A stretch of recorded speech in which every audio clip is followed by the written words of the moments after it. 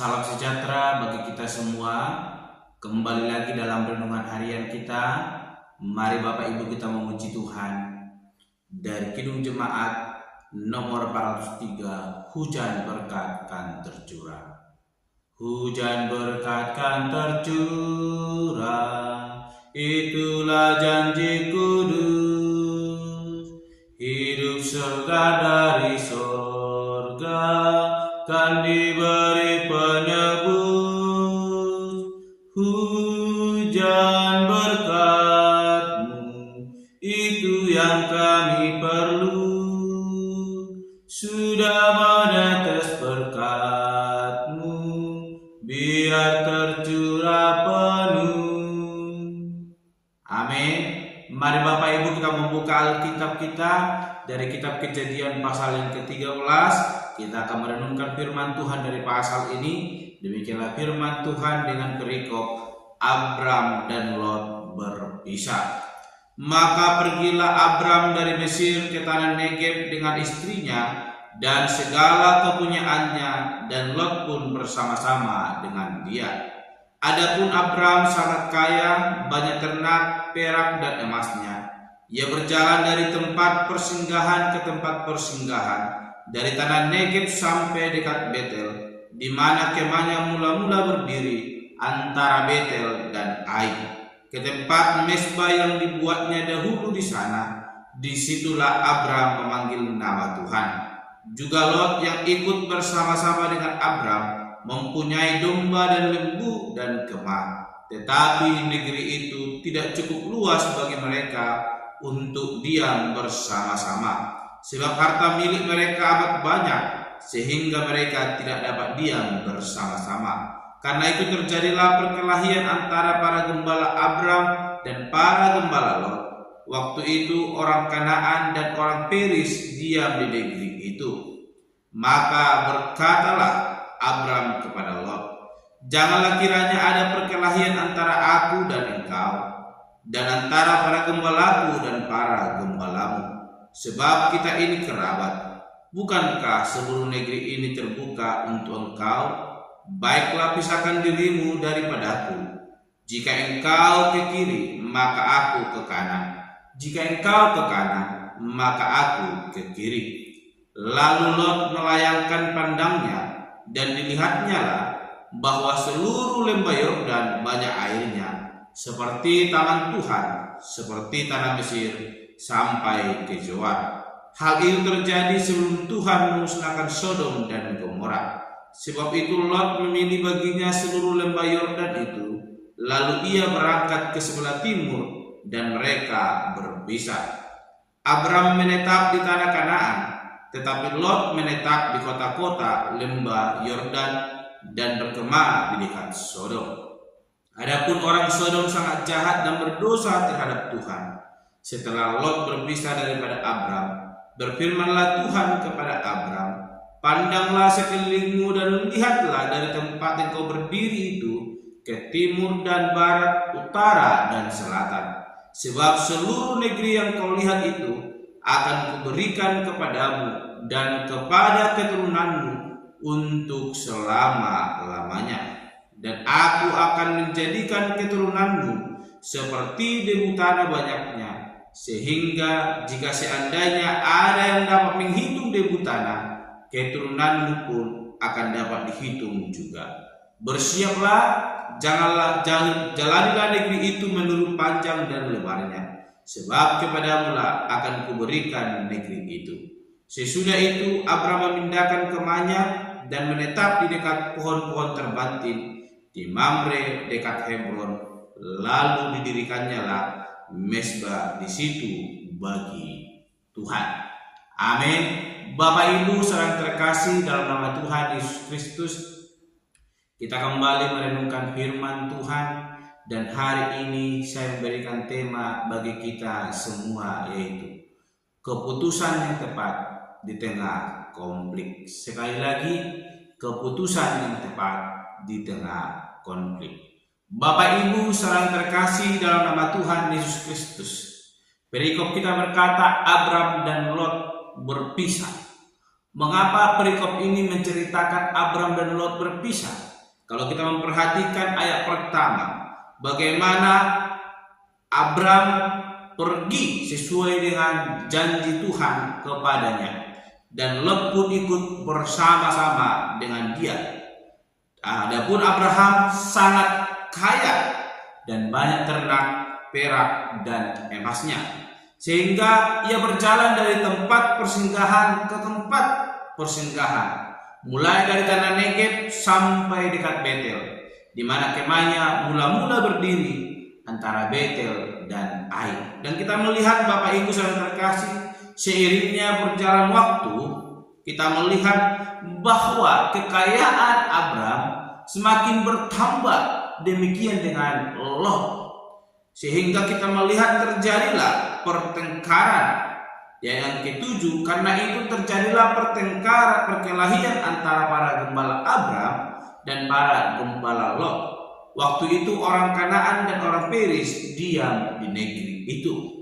Namun kita melihat apa yang menjadi sikap dari Abram ketika konflik terjadi antara gembala Abram dan gembala Lot. Ayat ke-8 dijelaskan bagaimana Abram mengambil keputusan di tengah-tengah konflik itu kepada Lot. Abram berkata, "Janganlah kiranya ada perkelahian antara aku dan engkau, dan antara para gembalaku dan para gembalamu, sebab kita ini kerabat." Bapak Ibu saudara terkasih, di tengah zaman yang boleh kita lalui saat ini, apalagi perkembangan media sosial, sering kita melihat pertengkaran, perkelahian itu menjadi perusak hubungan antara keluarga. Jangankan masih kerabat saja, dimulai dari anak-anak boleh berkelahi antara anak. Bahkan anak melaporkan orang tuanya atas hak waris, sedangkan orang tuanya masih hidup sudah dilaporkan hanya karena harta warisan. Bapak Ibu saudara terkasih, ini adalah bukti betapa kurangnya kasih, bahkan hikmat di tengah-tengah orang zaman sekarang. Namun kita melihat bagaimana Abram di tengah-tengah konflik yang ia alami bersama dengan Lot. Ia tahu bahwa Lot adalah kerabatnya, dan ia tahu tidak ada artinya melakukan konflik di tengah-tengah keluarga mereka, karena itu akan merusak hubungan mereka. Dan dengan tegas kita melihat bagaimana Abram berkata kepada Lot, "Janganlah kiranya ada perkelahian antara aku dan engkau." Bapak Ibu saudara terkasih, kita melihat betapa besarnya hati yang dimiliki oleh Abram. Abram melakukan perjalanan sesuai dengan perintah Tuhan, dan Lot ikut bersama dengan dia.